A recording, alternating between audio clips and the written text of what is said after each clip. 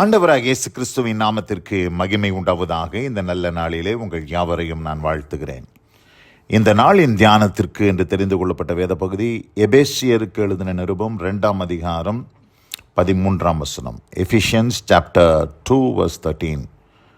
முன்னே தூரமாயிருந்த நீங்கள் இப்பொழுது கிறிஸ்து இயேசுவுக்குள் கிறிஸ்துவின் இரத்தத்தினாலே சமீபமானீர்கள். ஆமென். பிரியமானவர்களே, நான் வாசிக்க கேட்டதான இந்த வார்த்தைகளிலே முன்னே, அதாவது கிறிஸ்து இயேசு கல்வாரி சிலுவையிலே நமக்காக மரிப்பதற்கு முன்னே, கல்வாரி சிலுவையில் அவர் நமக்காக உண்டு பண்ணின அந்த மீட்பிற்கு முன்னே நம்மலாம் எப்படிப்பட்டவர்களாக இருந்தோம்னா புறமதஸ்தராக இருந்தோம். புறமதஸ்தராக இருந்து நம்ம எல்லாருமே தேவனை விட்டு தூரமானவர்களாக இருந்தோம். குறிப்பாக யூதர்கள் அவர்கள் பார்த்திங்கன்னா அவர்களுக்குரியது தான் வாக்குத்தத்தம், அவர்கள்தான் தேவன் அவர்களுக்குரியவராக இருந்தார். ஆனால் யூதர்கள் தேவனுக்கு நெருங்கியவர்களாய் இருந்த பட்சத்தில் யூதர்களுடைய பார்வையில் நம்ம எப்படிப்பட்டவர்களாக இருந்தோம்னா தூரமானவர்கள், தீட்டானவர்கள். நம்மளை பார்த்து அவர்கள் புறமதஸ்தர், புறஜாதிகள், விருத்த சேதனம் இல்லாதவர்கள் என்று நம்மளை அவங்க துச்சமாக பார்ப்பாங்க. அப்படி இருந்த நம்மை, அதாவது யூதர் அல்லாதவர்களாக இருந்த நம்மை கிறிஸ்து இயேசுவினுடைய இரத்தத்தினாலே நம்மளை எங்கே கொண்டு வந்துட்டாரா? தேவனுக்கு சமீபமாய். கூடவே பார்த்திங்கன்னா யூதருடைய காணியாட்சிக்கு சமீபமாக நம்மளை கொண்டு வந்து நம்மளையும் யூதனையும் ஒரே நிலையில் ஆண்டவர் கொண்டு வந்து சேர்த்து விட்டார். அப்போது ஒரு யூதன் நம்மை பார்த்து தீட்டானவர்கள், இவர்கள் புறமதஸ்தர், வாக்குத்தத்தம் இல்லாதவர்கள் என்றெல்லாம் ஒருவேளை நம்மளை பார்த்து சொல்லியிருக்கலாம். அங்கே வாசிக்கும் போது 11ஆம் வசனத்தை வாசிக்கிறேன். இதே எபேசியர் 2ஆம் அதிகாரம் 11ஆம் வசனத்தை வாசிக்கிறேன்.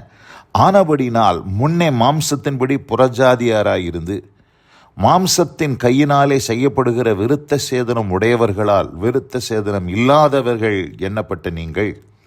யார்? யூதர்கள் நம்மளை பார்த்து என்ன சொன்னாங்களா? விருத்த சேதனம் இல்லாதவர்கள், சர்க்கம்சேஷன், அது இல்லாதவர்கள், இவங்க தீட்டானவர்கள், புறஜாதிகள் என்று நம்மளை பார்த்து அவங்க சொன்னாங்களாம்.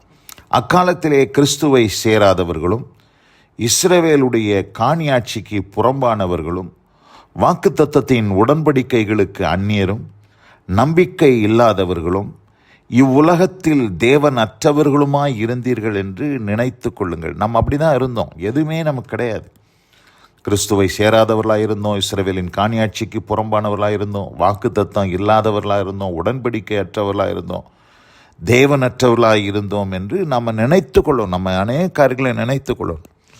அப்படி நம்ம நினைத்து கொள்ள வேண்டிய ஒரு காரியம், நம்ம எதெல்லாம் இல்லாமல் இருந்தோம், எப்படி நம்ம எவ்வளோ தூரமாக இருந்தோம் அப்படின்றத நம்ம நினைத்து கொள்ளணும்.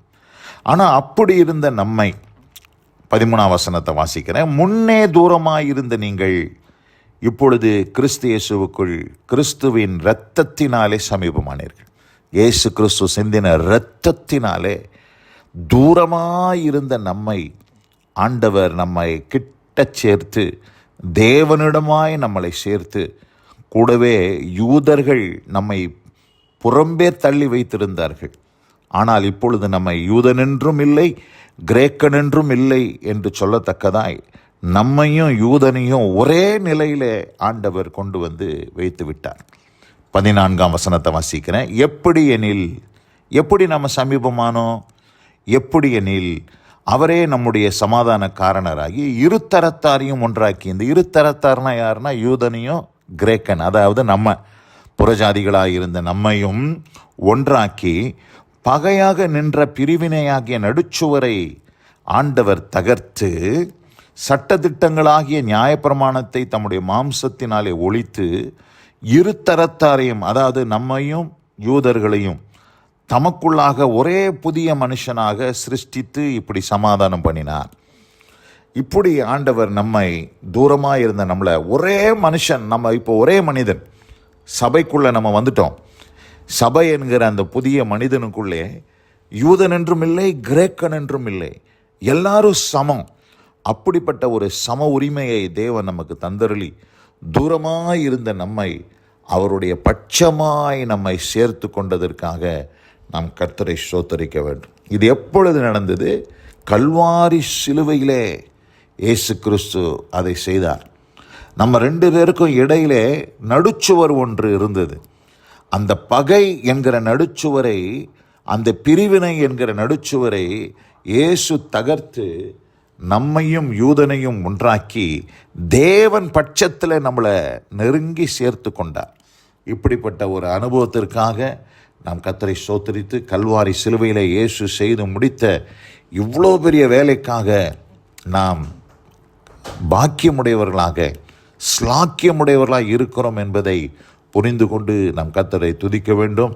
இப்பொழுதும் வசனம் கேட்ட பிள்ளைகள் ஒவ்வொருவரும் அப்படிப்பட்ட அனுபவத்திற்குள்ளே நீங்கள் இருக்கிறீர்கள் என்பதை புரிந்து நாம் தேவனை ஸ்தோத்தரிப்போம். கர்த்தர் உங்களை ஆசீர்வதிப்பாராக. God bless you all. ஆமென், ஆமென். நாம் ஜெபிப்போம். எங்கள் அதிகமாய் நேசிக்கிறதான எங்கள் அன்பின் பரலோக பிதாவே, முன்னே தூரமாய் இருந்த நீங்கள் இப்பொழுது கிறிஸ்து இயேசுவுக்குள் கிறிஸ்துவின் இரத்தத்தினாலே சமீபமானீர்கள் என்ற வார்த்தையின்படி எங்களை ஆண்டவரே நீர் எங்களை சமீபமாய் வரப்பண்ணி தூரமாயிருந்த எங்களை யூதனோடு நாங்களும் ஒன்றாய் மாறுவதற்கு உம்முடைய இரத்தம் எங்களை தகுதிப்படுத்தினபடியால் உம்மை ஸ்தோத்திரிக்கிறோம். ஆசீர்வதியும். வசனம் கேட்ட பிள்ளைகள் ஒவ்வொருவருக்கும் அப்படிப்பட்ட அனுபவத்தை தாரும். இயேசு கிறிஸ்துவின் வல்லமை மிகுந்த நாமத்தில் பிதாவே. ஆமென், ஆமென்.